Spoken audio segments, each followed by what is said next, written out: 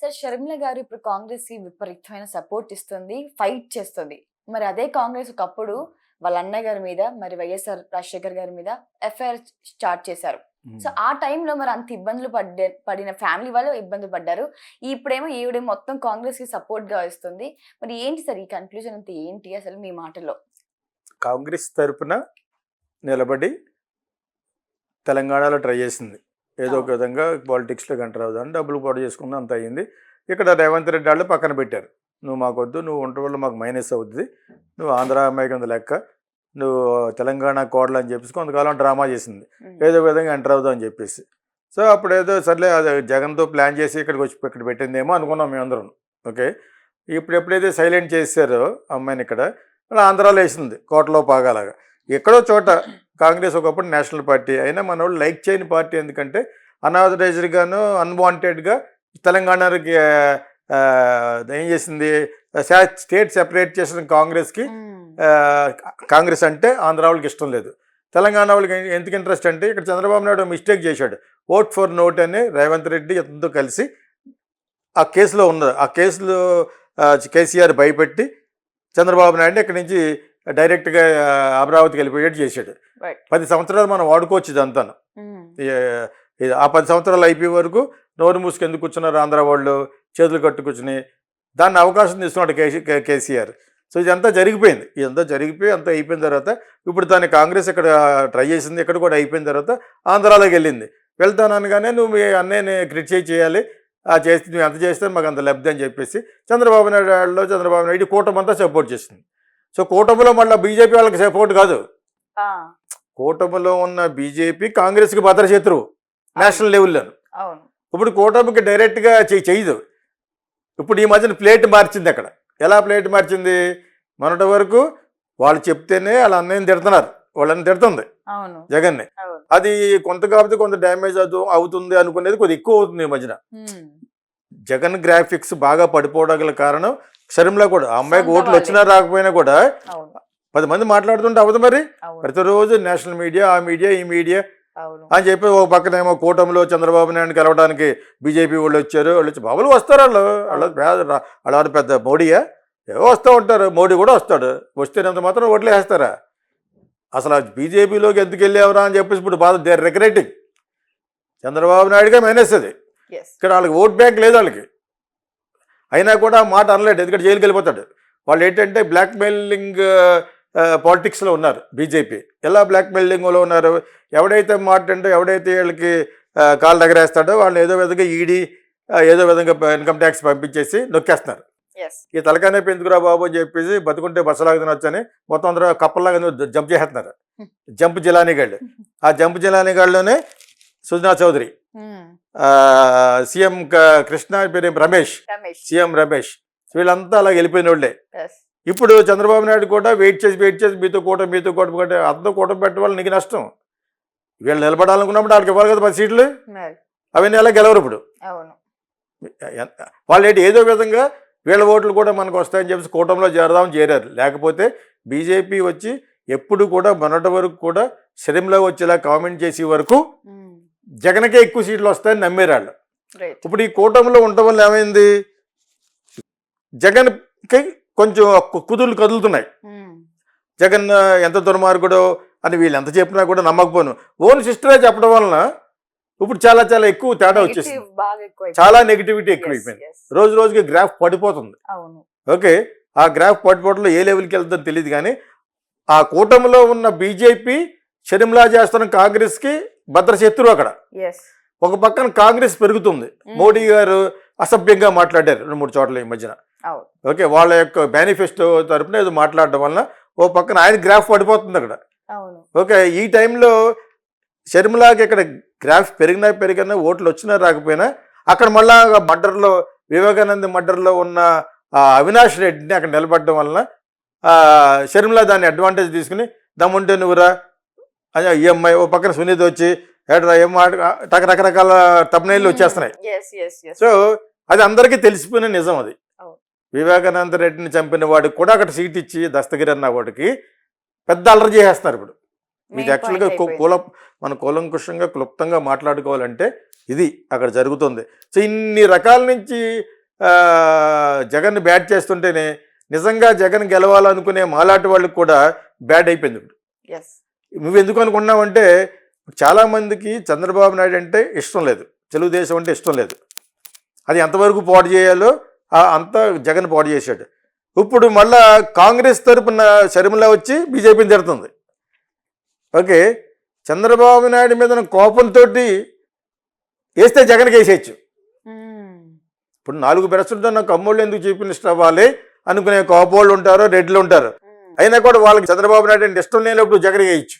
అవును, మీకు అర్థమైంది. ఇప్పుడు వీళ్ళు ఏమనుకున్నారంటే కూటమి మన పక్కనే ఉంది, మళ్ళీ అరెస్ట్ చేయరు. ఎందుకు అరెస్ట్ చేయరు? నీకు ఏ సీటు రాకపోతే అరెస్ట్ చేస్తారు, నువ్వు ఓడిపోతే చేస్తారు.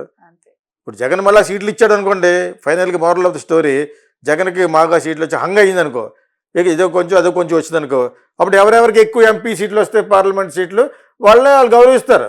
అవును, కాకపోతే కూటమిలో ఉన్నాం కాబట్టి మేము కూడా వచ్చి మీకు సపోర్ట్ చేస్తామని అనిపించుకోవాలని అతను అడిగాడు. కాబట్టి నేషనల్ ప్రెస్ తోటి నిన్న రిపబ్లిక్ టీవీతో మాట్లాడాడు ఈయన, ఎవరు చంద్రబాబు నాయుడు, ఇండియా టుడేతో మాట్లాడారు. ఇవన్నీ వాళ్ళు ఎలాగ చేస్తారు, జగన్తో మాట్లాడతారు. ఇప్పుడు ఇతని మీద గాలి ఉందని వాళ్ళు కూడా నమ్ముతున్నారు. బికాజ్ ఒక పక్కన సిస్టర్ తిడుతుంది, ఒక పక్కన వీళ్ళ కూటమిలో చంద్రబాబు నాయుడు, పవన్ కళ్యాణ్ అయితే చాలా హై లెవెల్లో జిట్టేస్తున్నాడు. ఓకే, అతను ధోరణి అందరికీ తెలిసిందే. కాబట్టి సో వీటన్నిటితో పాటు ఆ నేషనల్ ప్రెస్ కూడా చంద్రబాబుతో మాట్లాడుతున్నాయి. ఇవన్నీ చూస్తుంటే మనకు కూడా అనుమానం వస్తుంది, నిజంగా గ్రాఫ్ పడిపోతుందని. యాక్చువల్గా అయితే జగన్కి గాలి ఉంది, కానీ సొంత సిస్టర్ షర్మిల ఇలా మాట్లాడడం. ఏ కాంగ్రెస్ అయితే వైఎస్ రాజశేఖర రెడ్డి గారి మీద, వైఎస్ జగన్ మీద కూడా ఎఫ్ఐఆర్ పెట్టారు.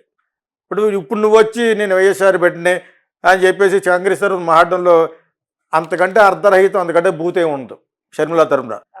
What Sharmila is doing is mistake. Because తన యొక్క స్వార్థంతో ఏదో కాంగ్రెస్లో నిలబడితే ఇవాళ కాకపోతే రేపన్న వస్తుంది. ఓ పక్కన చంద్రబాబు నాయుడు అందరూ మెచ్చుకుంటారు, ఓ పక్కన మా అన్న నాకు ఇవ్వాల్సిన ఆస్తి ఇవ్వలేదు, మా వదిన నాకు దెబ్బేసింది, ఇవన్నీ కలిసి వస్తాయని మొత్తం సాంబార్ చేసేసింది. అన్ని గ్రీవెన్సెస్ పట్టుకుని she started spoiling it. She spoiled already. అయినా కూడా he's trying is best.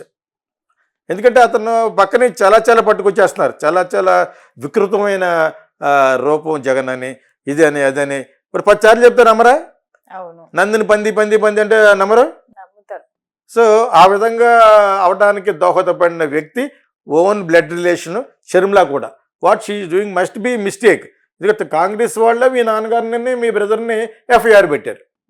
So మా audience waters must think now. కొంచెం క్లెవర్గా థింక్ చేయాలి. సర్వేస్ ఇప్పటికే చాలా సర్వేలు వచ్చాయి, అందులో జగన్ ఓటమి గెలుపు గురించి ఏం చెప్తున్నాయి మీ మాటల్లో? యాక్చువల్గా ఇప్పుడు ఈ సర్వేల మీద కొంత నమ్మకం తగ్గింది జనాలకి. ఎందుకంటే సొంతంగా చేయించుకుంటున్నారని చెప్పేసి ఇటు కూటమిలోనో తెలుగుదేశం వాళ్ళు ఒక సర్వే, వాళ్ళు ఒక సర్వే చేస్తున్నారు. కాబట్టి జగన్ గురించి మాట్లాడుకుంటారు, వాళ్ళ గురించి వాళ్ళు కూడా వాగాడు కదా. వాళ్ళ దాంట్లో ఒకటి విజయవాడ పక్కన ఒకటి ఉంటాడు, జైలు పెట్టి వేసారు పట్టుకుని ఆర్ఆర్ఆర్ని వేసినట్టు. ఆర్ఆర్ఆర్ ఒక పక్కన చేస్తాడు, వాడికి చాలా పెద్ద నోరు అనమాట. అది వాడిని కూడా లోపల పెట్టి దేహశుద్ధి చేశారు. ఇలాగ వాళ్ళు ఆవిడ గేడ్డం అందేశారు. తెలుగుదేశానికి కావాల్సిన పెయిడ్ ఆర్టిస్ట్ అటు. ఓకే, ఇవన్నీ బయటపడతాయి. ఇప్పుడు ఒకరి మీద ఒకటి చెప్పుకుంటూ ఉంటారు. అది ఎంతవరకు ప్రజలు నమ్ముతారు అనేది. ఇప్పుడు ఒకప్పుడు యూత్ అనేది ఓట్లకి దూరం, ఇప్పుడు అలా కాదు. ఇప్పుడు ఈ సోషల్ మీడియా వచ్చిన తర్వాత మరి ఎందుకు వచ్చిందో యూత్ కూడా ఓటర్స్ అయిపోయారు. ఆ ఎఫెక్ట్ గురించి ఎవరు ఆలోచించట్లేదు. మీకు అర్థమైంది. ఇప్పుడు పెద్దవాళ్ళందరూ కూడా జగన్కి వేస్తారు, యూత్ అనేది మారిపోతుంది. యూత్ అనేది ఎవరికి వేయాలా అనేది చెప్పిన మాటలు నమ్మేస్తారు వాళ్ళు. సర్వేలు ఉంటాయి కదా, సర్వేలు, వాళ్ళు చేసిన పనులు, ఎనాలిసిస్లు నమ్మేది యూత్, చదువుకున్న వాళ్ళు. చదువుకున్న వాళ్ళు పెద్దవాళ్ళ మటుకు క్లీన్గా జగన్గా పడిపోతాయి నా ఉద్దేశం. సోమ యూత్ కూడా ఎలక్షన్కి వెళ్ళి ఓట్ వేయాలి అని ఎందుకు పడతారంటే youth were not satisfied with liquor shops. Digital payment ఒకటి లేదు. ఎందుకు లేదు?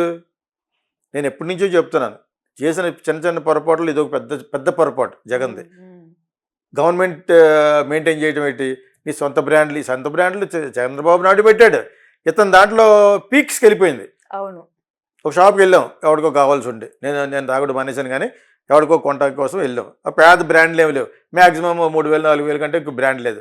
అది ఏదో చెత్త బ్రాండ్ అని బాలకృష్ణ బ్రాండ్ ఉంది అక్కడ. మ్యాన్షన్ హౌస్ను, అది కూడా డబ్బులు ఒక డిజిటల్ పేమెంట్ లేదు, బయటికి వెళ్ళి మళ్ళీ రాజమండ్రిలోనే ఏటీఎంలో తీసుకుని డబ్బులు ఇవ్వాలి. ఓకే ఓకే 9 o'clock క్లోజ్ చేసేస్తారు. 9 తర్వాత ఉండి బార్లు ఉంటాయి. ఇక్కడ మీద ఒక 1.5 రేట్ ఎక్కువ అక్కడ. ఆబ్వియస్లీ. ఓకే.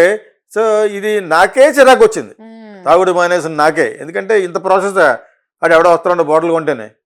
మీకు అర్థమైంది మీకు? అవునవును సార్, ఎగ్జాక్ట్లీ. సో నాకు అనిపించింది ఇలాగ మరి రోజు తాగే ఉంటారు కదా కుర్రోళ్ళు అందరూ, తాగేటప్పుడు 10 సార్లు తిట్టుకుంటారండి. ఫ్రస్ట్రేషన్ తో ఉంటారు. అతను ఎక్కడ చేయకూడదు అక్కడ పెట్టాడు ఏలు.